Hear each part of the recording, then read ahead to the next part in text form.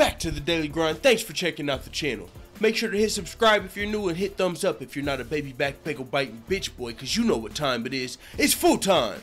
MMA.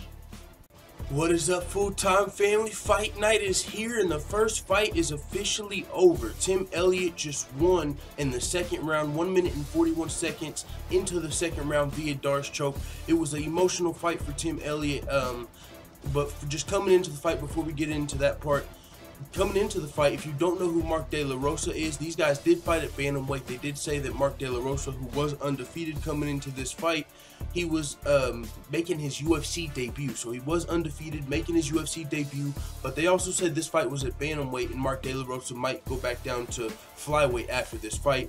Tim Elliott, we also know, is he's a UFC veteran. He's fought the pound for pound #1 Demetrius Johnson at flyweight, but they said bantamweight is more his natural weight class, and this fight was actually at bantamweight.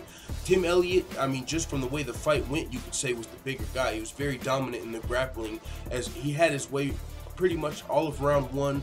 Mark De La Rosa did have a guillotine locked a little bit in the first round, but Tim Elliott scrambled out of it, and to which Mark De La Rosa went for an armbar attempt, which the Joe Rogan did say was pretty deep, but Tim Elliott did what he needed to do to defend that well. He's actually slammed Mark De La Rosa a couple of times. The second slam got him out of the armbar, and then he just controlled the fight from top position from there on out. Tim Elliott did. So dominant first round for Tim Elliott. In the second round, he ended up getting top position again and was controlling the fight, but then he locked up a Darce choke on Mark De La Rosa and walked into it. It was, locked in real deep.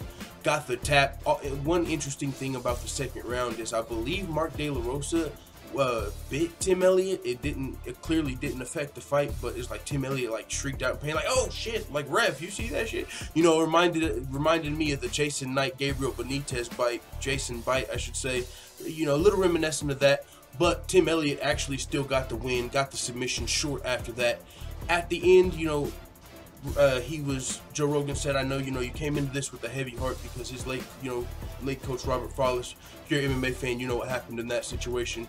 And Tim Elliott just took the mic and said, "Thank you, Mark De La Rosa, for taking the fight. Thank you, Robert Follis, for everything. I love you." And he walked out, got a little emotional.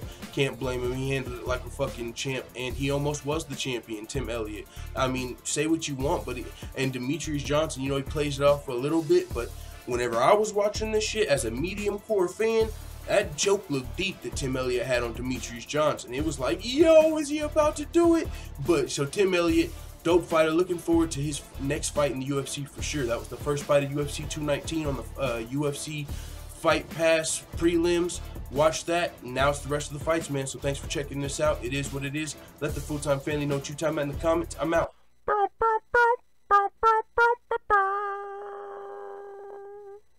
Da da da da da.